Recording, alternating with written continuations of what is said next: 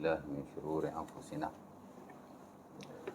ومن سيئات أعمالنا من يهده الله فلا مضل له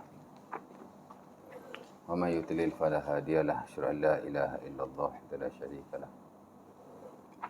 أشهد أن محمدا عبده ورسوله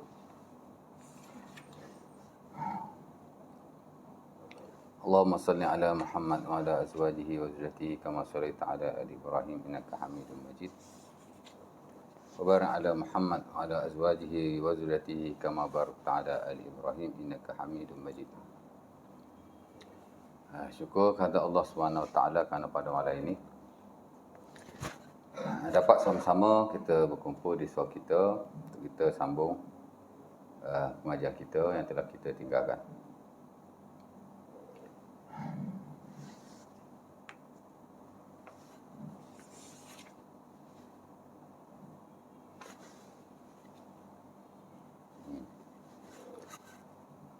Di mana ayat yang sebelum ini kita baca ayat ke-113 tentang perihal orang-orang Yahudi dan Nasrani yang masing-masing mengaku sebagai ahli syurga. Ya. Dakwaan yang mereka lakukan itu tidak benar kerana mereka tidak benar-benar menyerah diri kepada Allah Subhanahu Wa Taala. Dan of course lah mereka tidak taat kepada nabi-nabi mereka. Ya. Dan malam ni kita nak sambung ayat yang selepas itu, ayat yang khususnya, itulah ayat yang ke-114. Di mana kata Allah Subhanahu Wa Taala, "Wa man azlamu mimman mana'a masajidallahi an yuzkara fiha ismuhu wa sa'a fi kharabiha.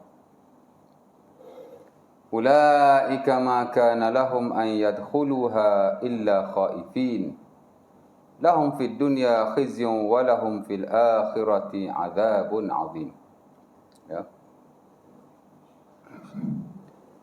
Maksudnya siapakah? Maksudnya dan siapakah? Waman dan siapakah? Azlamu terlebih zalim. Ya. Mimman mana'a masajidallahi an yuzkara fiha ismuhu wa sa'a fi kharabiha. Daripada orang-orang yang melarang, menahan, tidak membenarkan, itulah makna mana'a. Masajidallah, masjid-masjid Allah. Masjid satu masjid. Masajid, masjid-masjid. Ya. Plural lah ya. Ayuzkara untuk disebutkan fihasmuhu, namanya di situ. Wasa'a fi kharabiha, dan berusaha untuk menghancurkan. Ini satu persoalan daripada Allah Subhanahu Wa Taala. Ya. Di mana Allah Taala tanya, siapakah yang lebih zalim berbanding orang-orang yang melarang orang lain, siapakah yang lebih zalim daripada orang yang melarang masjid-masjid Allah disebutkan namanya di situ? Siapa lebih zalim, Allah Ta'ala kata. Ya. Sementara dia juga cuba untuk menghancurkannya, yakni menghancurkan masjid-masjid berkenaan. Ya. Jadi Allah Ta'ala tanya.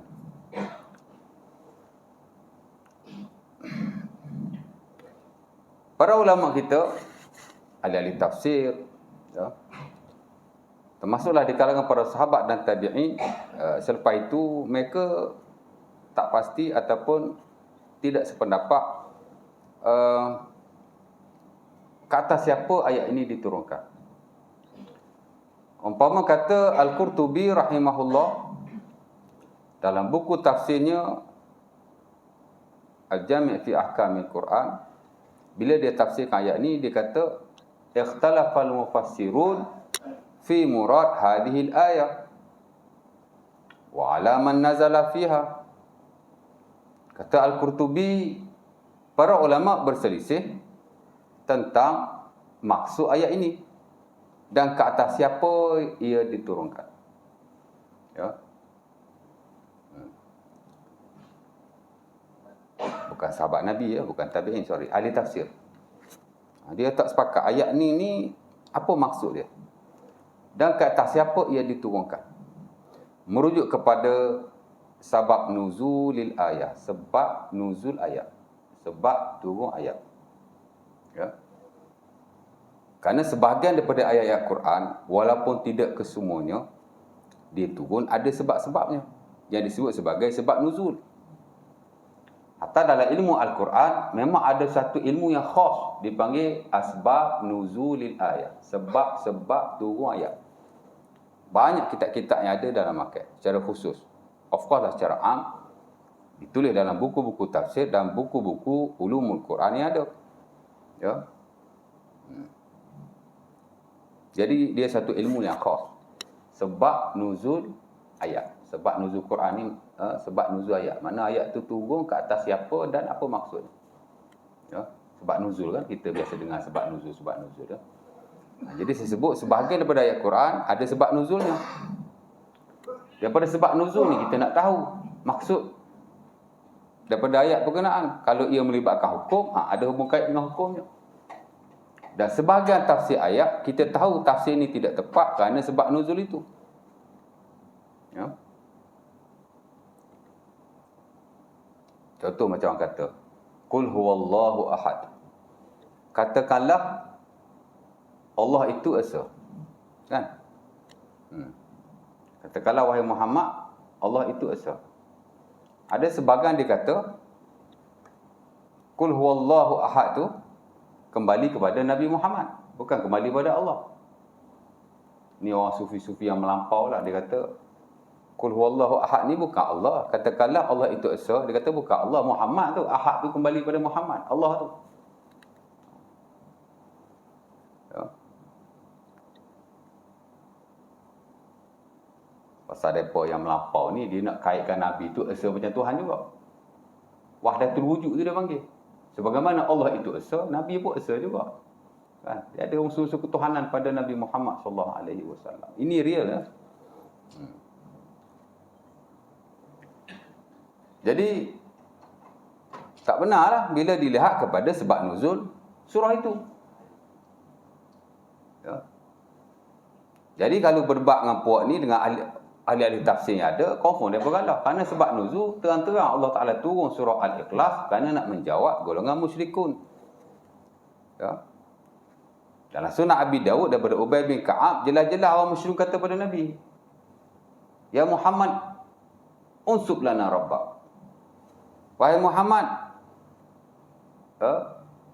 sifatkan kepada kami Tuhan.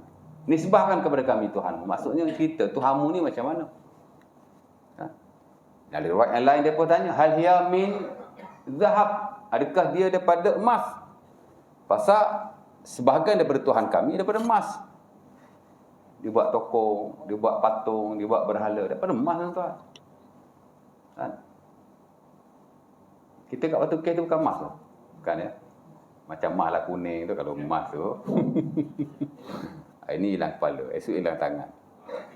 Kalau kita pergi cakuk-cakuk sikit dapat besar ibu jari pun dah beribu tuan. Bukan emas kan. Nampak macam emas. Katanya salut dengan emas juga. Allah Ta'ala alam lah. Kita tidak tahu kan. Tapi dia kata Tuhan kami daripada emas.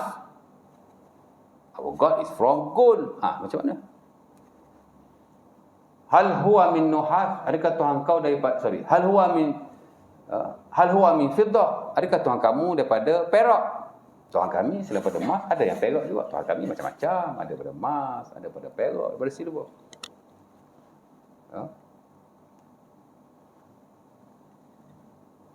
Hal huwa min nuhas, adakah ia daripada tembaga? Daripada besi ke? Macam mana ni? Mesti ada something yang kau boleh tahu pasal Tuhan kau, dia takkan tak ada kot. Nabi tidak menjawabnya sehingga Allah Subhanahu Wa Taala menurunkan Qul huwallahu ahad, Allahu samad, lam yalid wa lam yulad wa lam yakul lahu kufuwan ahad. Cukup ah. Ya. Katakanlah wahai Muhammad, Allah itu esa. Ya. Yang kata sufi-sufi melampau tu, dia kata Qul huwallahu ahad, Huwa tu kembali pada Muhammad. Katakanlah dia Allah yang Esa, dia tu dikata Muhammad. Huwa tu Muhammad. Katakanlah Muhammad adalah Allah yang Esa. Macam tu tafsir dia. Ya. Kita tidak. Kita kata huwa tu kembali pada Allah. Dia tu Allah. Katakanlah dia adalah Allah yang Esa. Dia tidak. Katakanlah dia, yakni Muhammad, Allah itu Esa. Nabi dia kata Allah pula. Kat Malaysia ada tuan, dia kata Nabi Muhammad Allah. Bila orang pergi rumah dia, dia tak mengaku pula. Tak sebut nama lah, nanti dia saman saya pula. Orang dah pergi serbu rumah dia dah, tapi dia tak mengaku. Tak dia. Jadi dia kata Nabi ni Allah. Muhammad tu Allah lah dia lah. Memanglah mungkin bukan Allah itu, tapi daripada Allah lah ya. Nabi ni part of God. Ya. Macam Nabi Isa dengan orang Kristian lah. Allah lain, Isa lain, tapi Isa from Allah lah. Tuhan juga, tapi anak Tuhan kan. Nabi macam tu juga.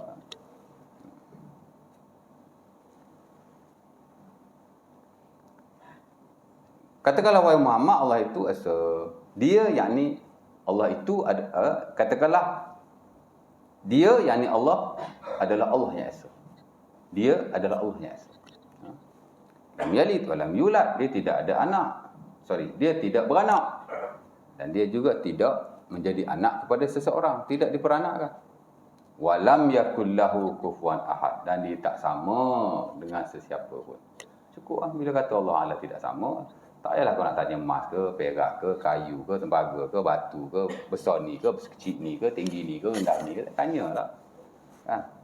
Jadi Allah Subhanahu Wa Taala menukar satu surah yang pendek tapi dia clear cut. Menyebabkan orang-orang musyrikun tidak boleh bertanya lagi. Ya. Tanya apa lagi? Betul tak? Sebab tu kita cakap banyak, tak perlu. Cakap sikit saja. Tapi orang tak ada nak jawab. Ya.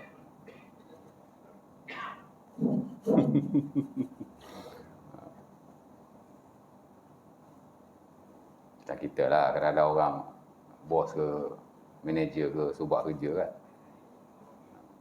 Push kita. Kita buat juga. Adalah kita mari stres, ambil buat sendiri je. Kan? Nak cepat buat sendiri. Dia tak ada cakap apa dah. Saya dulu ada seorang supervisor kan. Datang komplain ni. Adalah kita cakap kat dia, tuan, saya buat kerja ni bukan setahun. Dah banyak tahun dah. Diam terus dia. Saya tahulah kerja saya.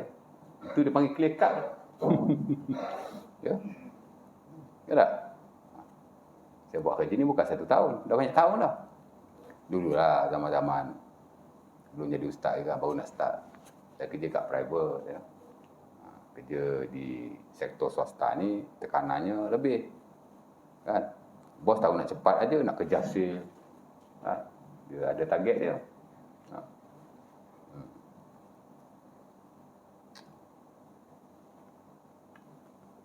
Jadi samalah konteks ayat ni. Allah Ta'ala bagi clear cut kepada mereka. Ya? Jadi sebab nuzul tu amat penting sekali. Bahkan seseorang tidak boleh menjadi alim. Of course dia tak boleh jadi seorang yang mujtahid, orang yang layak melakukan satu hukum. Melainkan dia mesti tahu Al-Quran. Dan Quran ni ada banyak ilmu-ilmunya. Salah satu ialah dia mesti mengetahui sebab ayat itu diturunkan. Itulah dimaksudkan dengan sebab nuzulil ayat. Sebab turun ayat.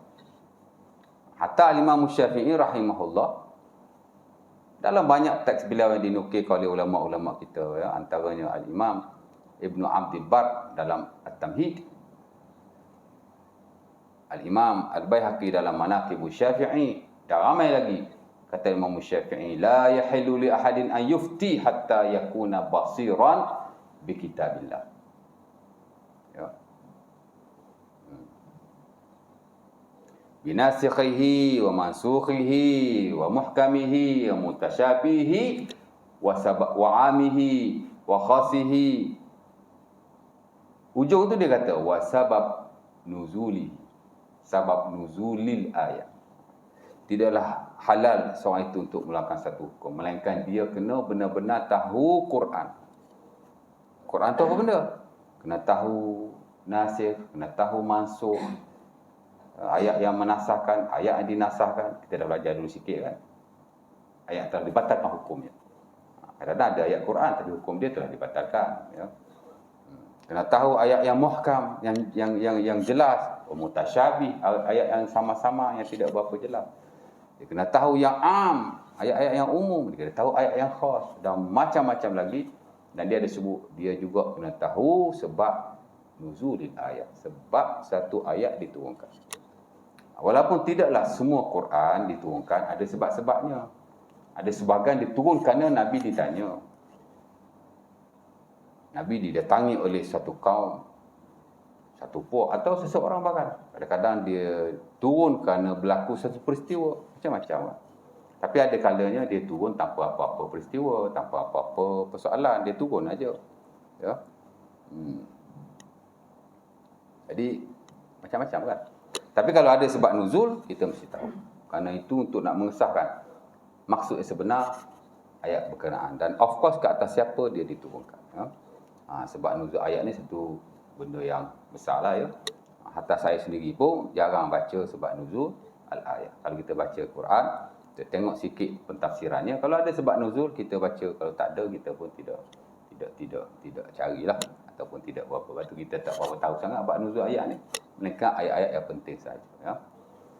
Dan of course lah sebagai sebab nuzul dia sahih, sebagian tidak sahih. Ya. Tak kisahlah. Jadi sebab nuzul. Ya. Jadi dia amat penting. Itu kata Qurtubi, ulama tak sepakat ni sebab nuzul ayat ni. Daripada situ, mereka pun tak tahu maksud ayat ini.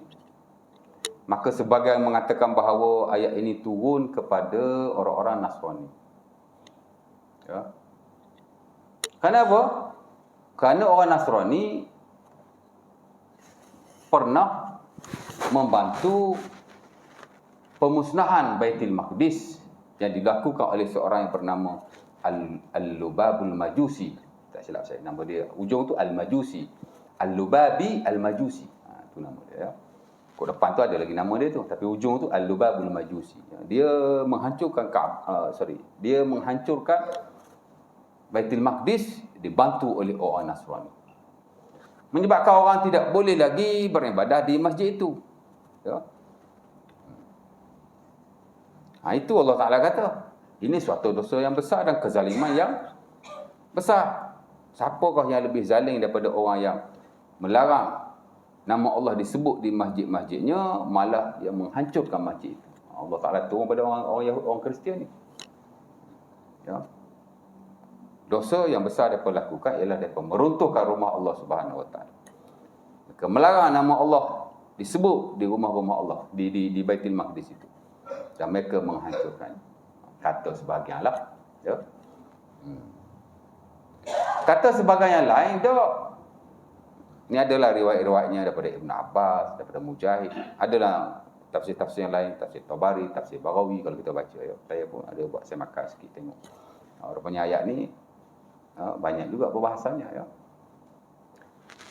Kata sebagai ulama yang lain, tak. Ayat ini tidak diturunkan kepada orang Nasara. Tak ada kena-mengena dengan Baitul Maqdis, dia kata. Ia diturunkan kepada orang-orang musyrikun. Kerana mereka melarang Rasulullah SAW dan para sahabat ketika berada di sana untuk solat di situ. Kan? Ya. Mereka larang orang Islam semayang di situ. Kalau mereka ada, dia pergi kacau. Kan? Kerana Nabi semayang, dia pergi letak najis. Termasuk orang yang melarang atau menegah daripada nama Allah disebut di situlah. Jadi nak amat Islam ni kena sembunyi-sembunyi sikit. Buat terang-terangan kena. Walaupun pada waktu itu Islam dah mula buat terang-terangan after 3 years. Mula tu memang lah kan. Buat sembunyi-sembunyi. After 3 years, buat terang-terangan. Tapi mereka tetap menghalau orang Islam daripada beribadah di Baitullahil Haram. Nak semayang depan Kaabah tu, mereka akan halau. Nak semayang depan Kaabah, mereka akan halau. Itu kata mereka, ayat ini diturun kepada orang-orang musyrikun. Mereka amat zalim dan tidak ada orang yang lebih zalim daripada mereka. Sebab tu Allah Ta'ala kata, siapakah yang lebih zalim berbanding orang-orang yang sebegini. Melarang orang daripada menyebut nama Allah di masjid-masjidnya, di rumah-rumahnya. Dan menghancurkan masjid itu. Besar-besar, ya. Dan sebagian lain kata tak. Ya.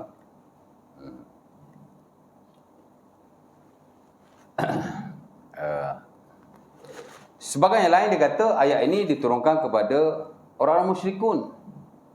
Kerana mereka melarang orang Islam untuk memasuki Baitullahil Haram untuk melakukan haji pada tahun ke-6 Hijriah.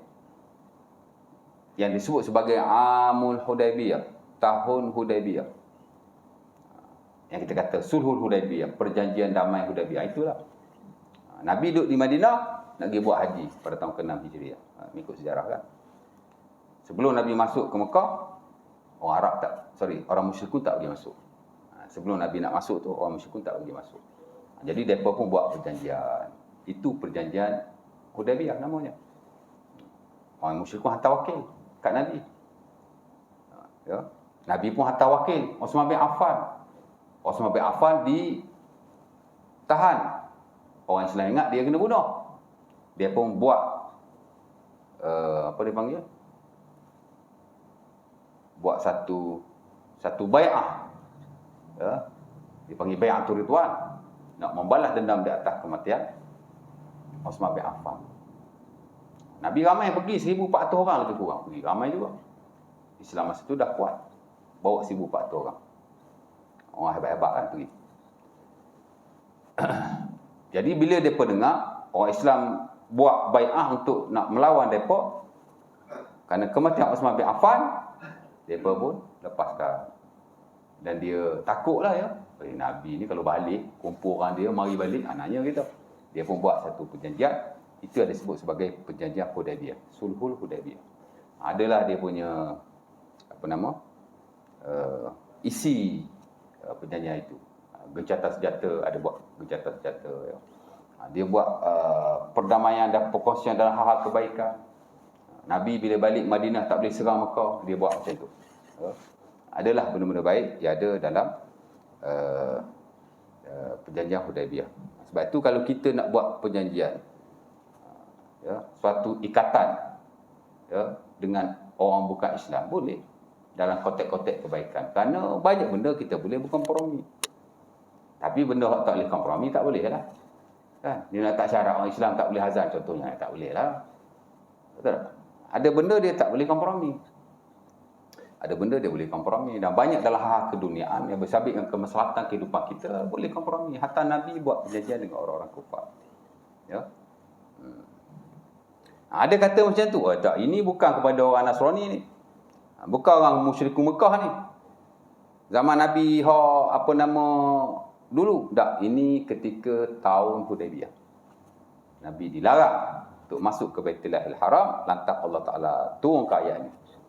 Mencela orang-orang musyrikun kerana melarang Nabi memasuki Baitullahil Haram. Maka Allah Ta'ala kata, siapakah yang lebih zalim daripada mereka? Mereka larang orang nak menyebut nama Allah di rumahnya. Dan mereka juga menghancurkan. Ya, memanglah mereka tak hancurkan Kaabah. Tapi dah mereka larang orang buat ibadah, kira menghancurkan lah tu. Kan? Sebab tu Al-Qurtubi rahimahullah menukilkan daripada ulama-ulama yang lain, menghancurkan masjid bukan bermaksud meruntuhkannya semata-mata. Tapi kalau dia tak pernah agama dilakukan di situ, ibadah berlaku di situ, dia melarang orang daripada menyebarkan syiar Islam di situ, maka dia sudah termasuk dalam kharabil masjid, takhribul masjid, meruntuhkan masjid. Ya. Kan?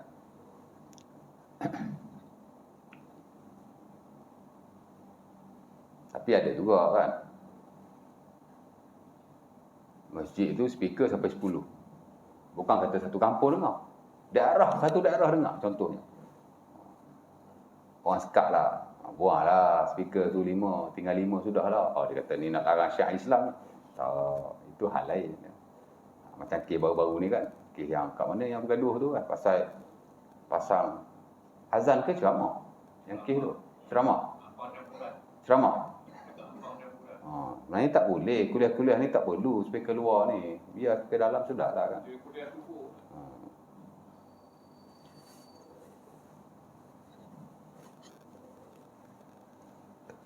Dan sebenarnya pihak agama dah keluar ke arah lama dah, saya ingat saya dah banyak tahun dah tak benar, dia bagi azan je kan.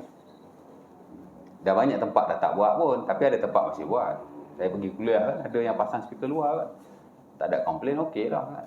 Tapi kita nak tunggu ada komplain. Nanti JK masjid kena ambil tindakan dan seumpamanya. Nak jaga keharmonian tak perlulah kan. Lagi satu sebenarnya tak perlu bagi saya. Oh, okey lah, orang tak boleh pergi masjid sambil-sambil dia boleh dengar kat rumah. Itu alasan saja.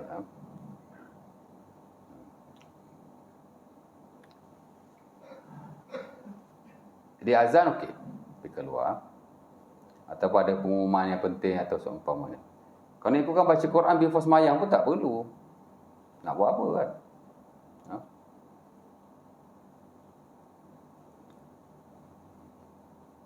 Member baru balik kerja, baru nak tidur. Dah pasang speaker. Member rumah tepi masjid pula. Oh, dia tak pernah mari masjid, itu hal dia, itu dia punya pasal. Tapi kita tidak boleh mengganggu orang lain. Kita ganggu juga tu. Nabi SAW ketika dia sakit tuan-tuan, dia duduk di rumah dia. Rumah dia tu dengan masjid sebelah menyebelah. Betul tak? Ada sahabat ni baca Quran dalam masjid kuat. Nabi sakit-sakit selak tirai tu.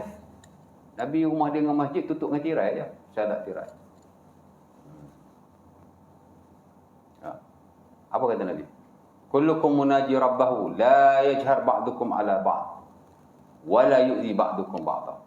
Ya, Sahih Muslim. Daripada Abi Hurairah radhiyallahu taala anhu.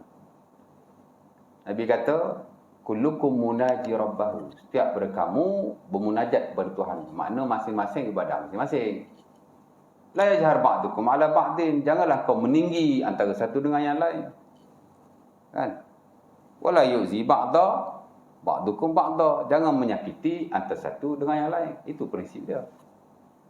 Nabi masa azan, Bilal panjat bumbu rumah orang. Imra'ah min Bani Najjar. Bila kita belajar bab azan. Panjat bumbung dulu, nak pergi azan, dia panggil orang ni. Tapi waktu-waktunya lain, dia tak panjat bumbung. That means, azan memanglah nak bagi orang dengar kan. Tapi tidaklah terlalu kuat. Sampai lebih daripada kampung boleh dengar. Satu daerah dengar. Dulu kat tempat saya, orang pasang speaker, surau. Dalam flat. Speaker tu memang depan rumah saya. Tapi saya tak pernah komplain. Yang komplain, depan rumah saya.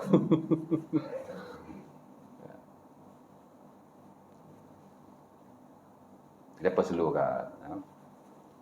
Lepas tu mereka cabut. Tak depan, pala ke depan.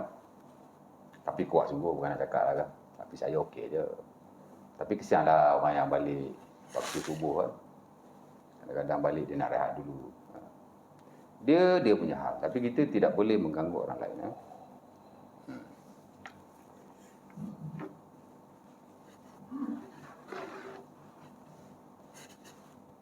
Baca Quran pun tak perlu nak pasang-pasang kan. Kita duduk rumah apa benda kita buat. Tengok TV lah. Kan? Tengah dengan bini lah. Tengah berak lah. Cuma je berak je dengan Quran. Bila orang azan pun tengah berak juga. Ustaz, tak apa azan because disyariatkan begitu. Untuk dikuatkan. Lagi satu, dia very short time. Betul tak? Berapa lama tuan-tuan azan tadi? Ada 5 minit? Ada 10 minit? Ada tempat tu tuan-tuan 10 minit azan. Kalau tak sampai pun dekat-dekat. Dah tarik. Allahu Akbar Allah.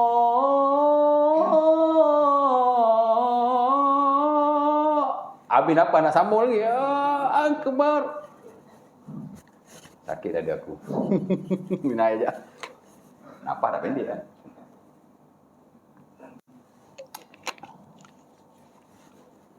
Saya buat cerita je ni. Banyak tempat. Saya ni baru ni pun timbalan pengurusi. Tanya saya sendiri, Ustaz, macam mana azan ni kalau panjang-panjang sangat Ustaz? Lama lah azan. Azan subuh tu dekat 10 minit. 8 minit saya kira. 7 minit azan. Ish, tempat lain azan 3-4 minit je. Kan? Kita dah masuk waktu azan. Kita nak sembahyang sunat di rumah. Dia ada rumah dekat dengan masjid. Bukan masjid surau Jumaat. Kan? Bila masuk waktu subuh, digalakkan kita supaya sembahyang sunat qabliyah subuh. Dah kalau makan azan tu banyak sangat, dia kata kita duk tunggu nak sembahyang ni. Dia nak tunggu nak sembahyang kat rumah kan. Lamalah azan. Dia komplain lah pasal azan tu tarik. Asyhadu an la ilaha illallah. Panjang ya. Saya kata tidaklah haram, di sisi majoriti makruh saja. Tengah makan dia belanja saya makan. Tu saya seronok pergi surau tu. Komiti Maulana Aziz suka belanja saya. Saya kata makruh saja. Itu dalam fiqh dipanggil tatrib. Tatrib memang makruh. Of course dalam mazhab Syafi'i yang standard memang makruh. Setahu saya dalam fiqh mana-mana mazhab pun memang memakruhkan beberapa perkara termasuk tatrib. Tatrib ni makna melagu-lagukan dan tarik bagi panjang ya. Tatrib dan tamtid. Tatrib melagu-lagukan. Tamtid memanjang-manjangkan. Over lah. Panjang harakat itu okey, tapi ni over. Tarik-tarik, itu panggil tarik. Itulah benda ni. Tatrib dan tamtid ya, dimakruhkanlah. Tak perlulah, biasa je azan.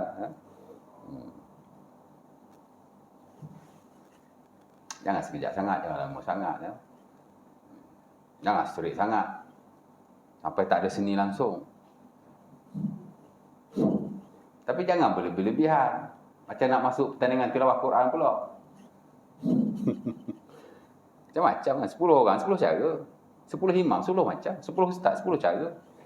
Tapi kalau dalam kerangka yang okey, dibenarkan, tidak makruh, of course lah tidak haram, okey je. Tapi tengoklah kan.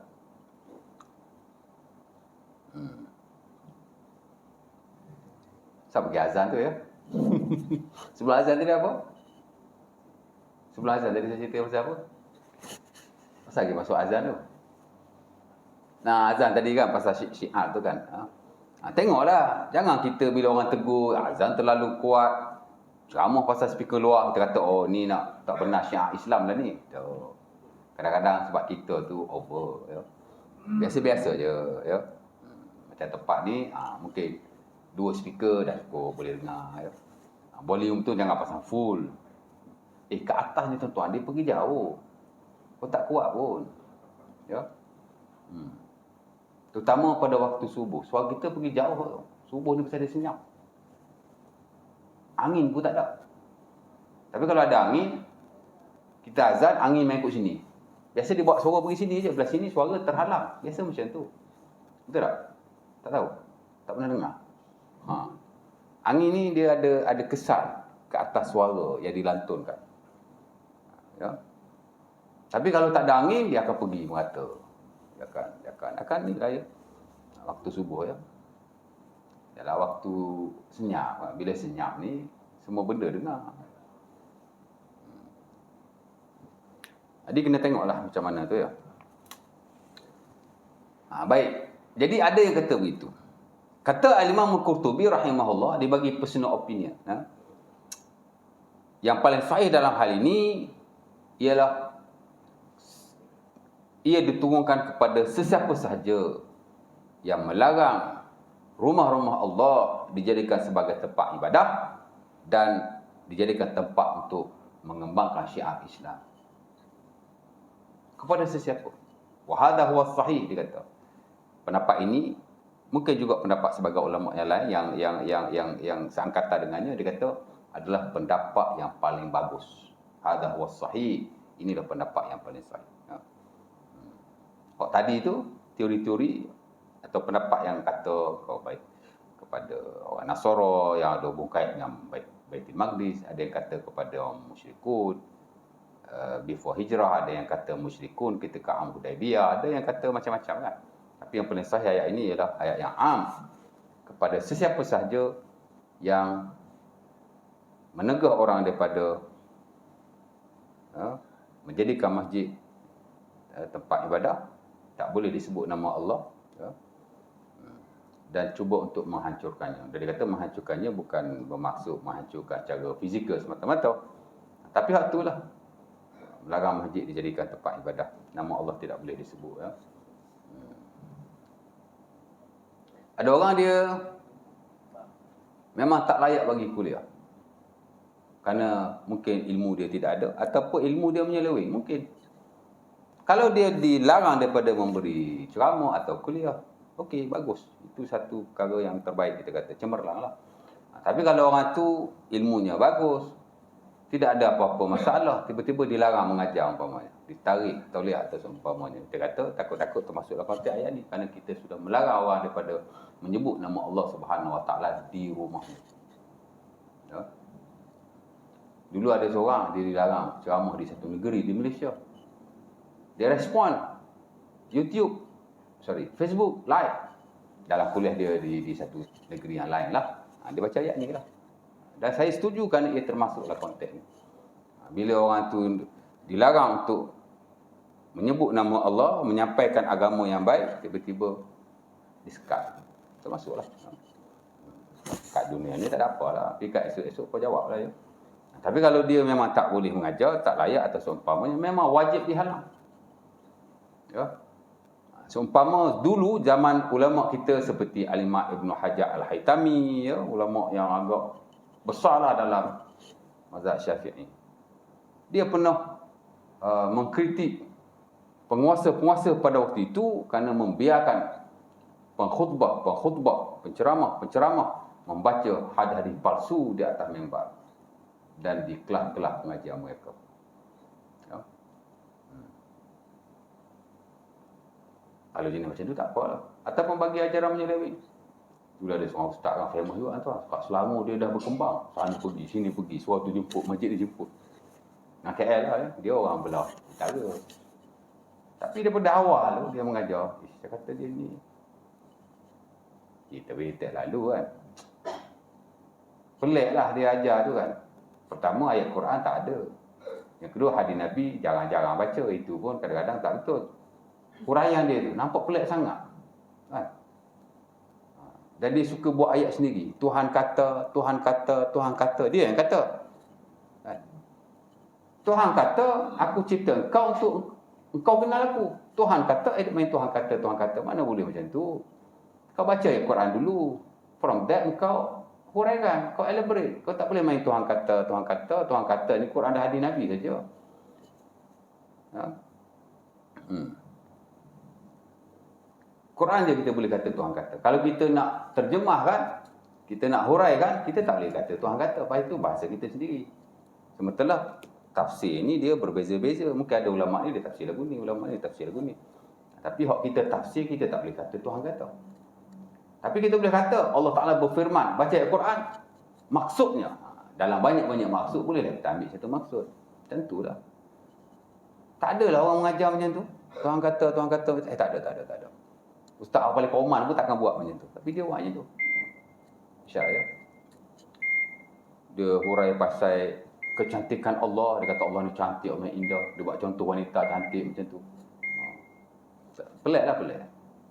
Ada seorang ustaz tu dia dah geram. Ustaz pondok lah ni. Dia telefon. Tanya, Ustaz saya nak tanya. Ustaz belajar kat mana ya? Tak ada jawab. Punya dia share je. Dia share je.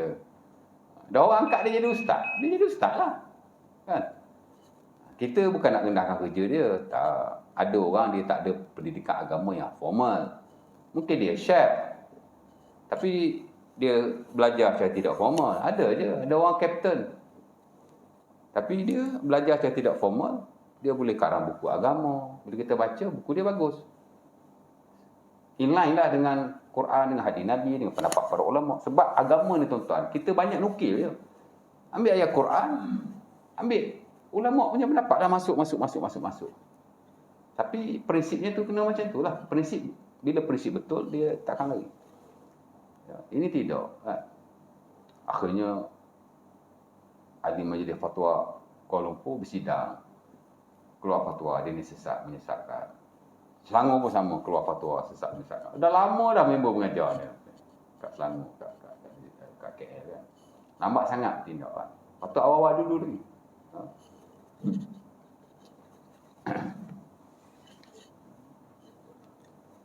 Baik. Jadi itu amat penting sekali ya. Wa man adlamu mimman mana'a masajidallah an yuzkara fiha ismuhu wa sa'a fi kharabiha. Ya. Orang yang melarang orang daripada menyebut nama Allah ini, ajaran-ajaran Allah, wahyu, Quran, hadis Nabi. Jika dia menegahnya, maka dia tertaluk pada ayat ini. Dia berdosa besar di sisi Allah Subhanahu Wa Taala. Tak boleh ya. Orang nak buat apa-apa program yang baik di surau. biarkan. Kalau boleh support. Surau masjid ada dana, salurkan. Duk simpan duit dalam bank banyak. Buat apa? Mengkayakan bank. Saya orang muamalat juga. Tapi banyak hal kita terima derma untuk dimanfaatkan. Kita simpan. Buat apa? Banyak masjid surau dalam bank ada banyak duit. Memanglah kita kena ada portion kita. Ni portion untuk program ni portion untuk adalah maybe 10% untuk simpanan every month. Okey lah. Tapi kalau hampir beratus ribu duit ada, disimpan tidak dimanfaatkan. Sebab itu tuan-tuan, kalau di tingkat kerajaan, duit mesti dihabiskan. Macam sekolah saya setiap tahun peruntukan kerajaan bagi untuk pengurusan, pentadbiran. Bukan gaji cikgu kena bayar direct. Ini untuk pentadbiran, bayar bil elektrik, bayar bil api, buat program tu, buat program ini, bagi duit panitia itu ini, dia bagi contoh 160,000. End of the year, akaun mesti dihabiskan. Kalau tak habis, naya, kena jawab. Sebab tu kadang-kadang setengah-setengah guru besar, dia hujung tahun dia pening. Mana nak habiskan duit? Panggil ketua-ketua semua. Ni ada 6,000 di unit ni, ada 6,000 lagi. Ini ada 5. Macam. Pasal duit mesti dihabiskan. Masuk bulan 1, dia kena mari akaun yang baru, duit yang baru. Baru berkembang. Macam itulah cerita dia. Saya dulu masa jadi timbalan nazir masjid Ibu lah. Timbalan nazir yang tak buat kerja kan. Ada kes saya kat situ kan. Memang masa tu duit dalam akaun memang ada 100,000 lebih lah ya. Dalam banyak-banyak kes penyelewengan pun duit ada lagi dalam 100,000 dalam tu. Ada member ni tuan-tuan, geng-geng AJK ni dia juga. Saya baru naik timbalan nazir, dia ingat saya mudah kena makan kot. Dia jumpa saya, suruh saya pujuk pengurusi bagi duit kat dia, dia nak buat bisnes tuition online. Dia cerita lah, dia nak buat bisnes begitu begini apa. Minta lah tolong nak buat modal sikit. Berapa? 60,000. Kau ada tanah nak cakapkan ke? Kalau kau pinjam guna LU, esok-esok kalau bisnes kali kau nak surau, kau nak bayar macam mana bulan-bulan? 500 bulan. Bila nak habis 60,000 tu? Lagi satu, ni duit bukan untuk individu. Kau nak buat bisnes, kau pergi bank lah. Masjid bukan untuk bantu jenis-jenis orang macam tu. Tapi kalau ada di tempat kita, orang yang miskin, orang yang tak berapa berpendapatan nak buat bisnes, kita boleh bagi modal kat dia. Nak bagi sedekah pun boleh. 10,000 dia nak, bagi 10,000. Dia nak meniaga betul, genuine lah. Tapi kalau kau setakat nak buat bisnes kau sendiri macam tu, tak boleh lah. Tapi tanya ceramah sudah juga. Sana munafik, sini munafik. Itu munafik yang sebenar. Kan? Nak ambil duit masjid buat bisnes persendirian. Kalau 10,000, 5,000 okey lah juga kan. Ini lah setahun bayar lah. Ini sampai 60,000. Tak boleh baik, dah. Ada nak tanya apa-apa? Ada soalan? Bismillah.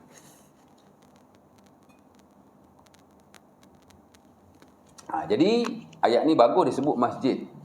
Ini surau ustaz, bukan masjid. Yes, surau ni bukan masjid. Masjid ni jika ia diwartakan oleh penguasa sebagai masjid, itu betul-betul masjid.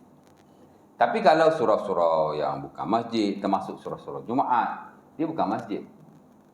Tetapi dia mengambil hukum masjid. Kenapa? Kerana telah ada di situ sembahyang 5 waktu secara berjemaah. Cuma syarat-syarat masjid ni adalah satu syarat-syarat yang memang sudah ditetapkan dalam fiqh. Ikut Quran, hadis Nabi dan seumpamanya. Satu lagi yang ditetapkan oleh penguasa. Depa ada syarat-syarat yang jadikan masjid ni. Nombor satu, tanah tu mesti wakaf lah. Kenapa surau ni tak di masjid? Serta tanah ni kadang-kadang yang pemaju bagi, dia bukan ada wakaf. Jadi tak boleh dia dijadikan masjid atau dinamakan sebagai masjid. Tapi hukum masjid ada di situ. Sebab tu Dr. Zul Al-Bakri dulu orang tanya, dia boleh tak sembahyang tahiyatul masjid di surau, terutama surau-surau Jumaat? Dia kata boleh. Walaupun dia bukan masjid, tapi dia sudah mengambil hukum masjid. Kerana masjid ni ada banyak syarat dalam fiqh kan. Tapi antara syarat terutama ialah mesti dilakukan 5 waktu solat di situ. Ada imamnya, ada muazzinnya. Ya. Jadi dia sudah mengambil hukum masjid. Maka masjid-masjid yang bukan masjid seumpama ini, surau-surau mesti juga dijaga kesuciannya. Buat macam masjid jugalah. Kan? Dijadikan tempat ibadah yang betul-betul ibadah, jadikan pusat ilmu. Kerana zaman Rasulullah SAW, apa kata Syekh Tantawi, masjid ni ada 5 fungsi utama. Pertama, al-ma'bad, tempat ibadah. Ya. Yang kedua, an-nadi, tempat berkumpul, buat program. Ya. Buat apa-apalah jenis program. Ya. Al-madrasah, tempat belajar. Khusus kuliah-kuliah. Majlis-majlis ceramah. Ya, contohnya. Madrasah, school. Yang ketiga, yang keempat, al-mahkamah. Masjid tu jadi mahkamah. Ni dalam konteks dulu lah. Lah ni sudah diasing-asingkan. Masjid-masjid lah. Sekolah lain. Ya. Mahkamah lain. Pusat kegiatan setempat lain. Empat lah dia buat. Dan kelima dia kata al-parlimen. Parlimen. Tahu Syekh Tantawi? Syekh Tantawi Syekh Azhar dulu. Zaman saya belajar universiti, 26 tahun lepas, hadirlah Syekh Azhar di Mesir. Syekhul Azhar. Ya. Di Mesir ni dari 2 orang Tok Alim. Satu Syekhul Azhar. Satu Mufti Mesir. Tapi 2 ni kita tak lah ya. Jadi dia kata, nombor 5, masjid ialah parlimen. Orang Arab, parlimen dia panggil parlimen. Al-Parliman. Ya. Mana mesyuarat tentang rakyat di situ, kerajaan pun di situ. Nabi pun pusat dia di masjid. Jadi dia kata pada zaman dulu, fungsi masjid ni 5 ni lah. Nampak? Jadi betapa pentingnya. Dan banyak ulama kita karang tentang masjid secara khas. Isu masjid ni banyak dibincang dalam buku-buku fiqh, secara amnya, dalam buku-buku tafsir. Tapi secara khusus, ada ulama karang tentang masjid. Al-masjidu ahkamuhu wa fadailuhu wa adabuhu wa bid'ahuhu. Masjid-masjid, hukum hakamnya, fadilat-fadilatnya, adab-adabnya dan bid'ah-bid'ahnya. Kerana daripada zaman dulu sampai hari ni lah ada banyak benda-benda baru yang berlaku dalam masjid yang perlu diingkari. Ada juga yang nak ingkar.